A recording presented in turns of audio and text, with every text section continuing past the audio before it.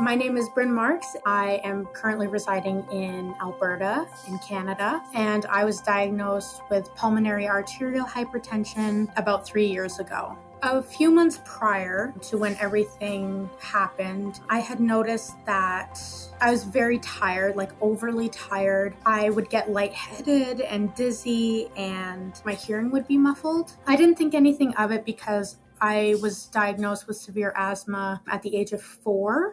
And I had allergy testing, so I just thought my allergies and asthma at the time. I was in gym class one day. I was playing soccer, and I remember running to the goalpost from the opposite team, and everything had just gone black. My hearing was muffled. My gym teacher told me that I was out for 5 minutes. I was rushed to hospital because when I collapsed, I was also seizing. It was the local hospital initially, but they sent the test off to the Stollery, and I was admitted there, and I had to do MRIs, a lot of blood work, and then they diagnosed me with pulmonary hypertension. My mom was in the medical field, so she had heard about pulmonary hypertension. My grandma, my mom, and my uncle were the ones who heard my diagnosis, who were there in the room with me, and they were crying. Obviously, it was really sad. I was more so kind of in a daze, I guess is the best way to put it, because you never think that this stuff is going to happen to you personally. I was just living my life and playing basketball, and then all of a sudden everything just flipped on me, and the doctors were kind of looking at me like I had 8 heads because I wasn't saying anything.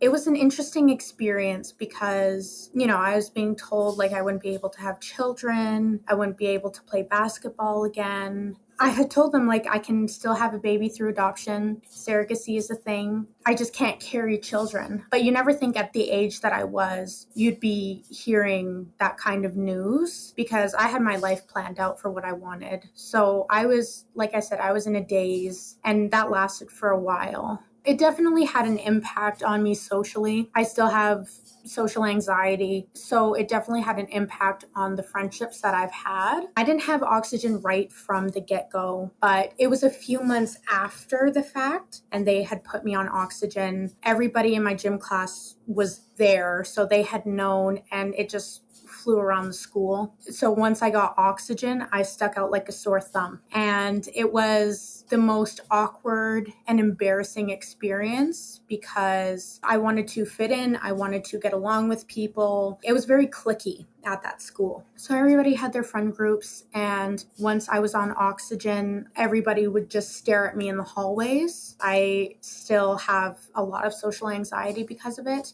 I've learned to be patient with myself, though, because I deserve it. My body needs it, right? So it was interesting, to say the least.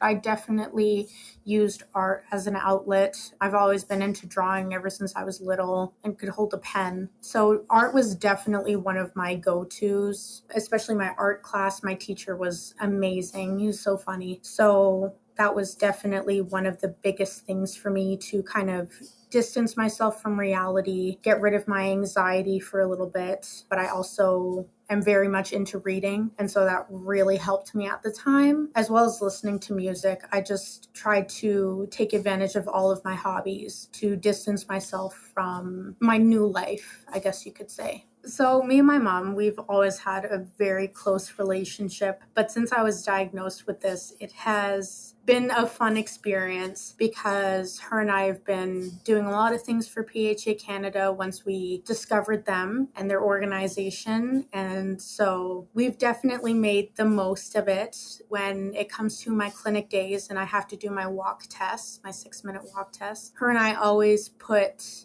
Uptown Girl on, and we blast it in the hallways while we walk for the 6 minutes because she walks along with me. She's always there, right by my side. She's my buddy. But yeah, definitely listening to Uptown Girl has been one of the best things that has made this whole experience feel better and made it more positive. So we've definitely been making the best of a bad situation, I guess you could say. So me and my mom, we have this little thing that we do, and it's called Collect the Wins. Every day after my dad's done work and I'm done work because I work part-time, we sit down and we talk about all of the wins that we've had throughout the day. One might be that I wasn't as tired as I'd usually be. That would be one of our wins. That I wouldn't be tired while walking up the stairs to go get changed is another win. That is probably the best thing that I could give to other people, is collecting the wins, because having a positive outlook on life has definitely helped my journey, because I feel like if I had a negative outlook, I wouldn't be where I am today. I definitely say to everybody, collect the wins. Even if it's a little win to everybody else, it still deserves to be celebrated. That is what has helped me. That is what has helped my mom. That is what has helped my dad throughout this whole experience. So ever since this past February, I've been transitioned into adult care, and it's definitely been a positive experience. I have the honor of having Dr. Weatherald as my specialist. He has a lot of brains for sure, which is really comforting, because if I have any questions, he's just straightforward and he answers them. It was definitely different because in pediatrics, they usually talk to the parents, since I was a minor at the time. So it wasn't necessarily like they were talking to me about the treatments that I was going to be getting. And that was one of my struggles, because I wanted to be talked to just so that I was in the know. But ever since transitioning, it's been awesome, because obviously he talks to me now, directly to me, and I get to make the decisions on what I want for my care moving forward from this point on. So it's been one of the greatest things I could ask for throughout this whole thing, is having Dr. Weatherald as my specialist. He is honestly incredible. Like, people aren't lying when they're talking about him. He's incredible. So it's been one of the highlights, I'd say, of this whole journey. So one thing I will say is that it was very exciting once me and my mom became ambassadors for PHA Canada. My mom and I had been doing fundraisers through the Stollery and for PHA Canada even before we were ambassadors. We would be a part of the Zoom meetings that they'd put on, just because we wanted to be a part of the PH community, because when I was diagnosed, it was a very lonely thing, because we didn't know that there were other people here in Canada who had PH, because it sounded like the most rare disease that's out there. We had done a lot of fundraising, been involved a lot with putting on like little events for the kids in pediatrics, just through Zoom meetings because of COVID and everything. My mom had actually become an ambassador before I did. So they had asked her through a meeting that they had, and obviously she accepted. And then not too long after, they had a meeting with me and asked me some questions about why I wanted to be an ambassador, what that would mean for me to be an ambassador. They finally told me that I would represent PHA Canada. So I was so excited that day. I was like jumping up and down. It was insane.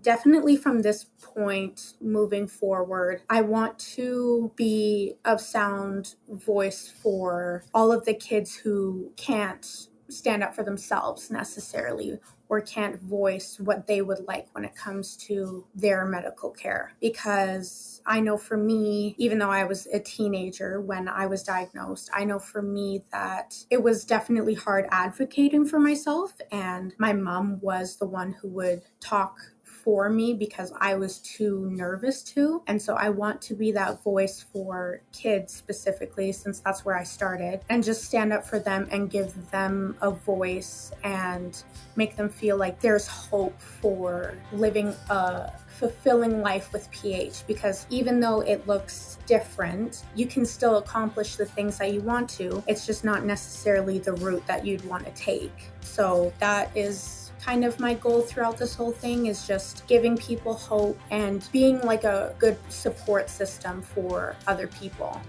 Like my mom, she's been making a lot of changes, especially within the government, because now we have funding for oxygen, which is incredible. So things like that is something I want to be a part of, because when I was a kid, I always told my mom, I want to change the world. And so I'm hoping that this is my way that I can do that for other people. My name is Brin Marks, and I'm aware that I'm rare.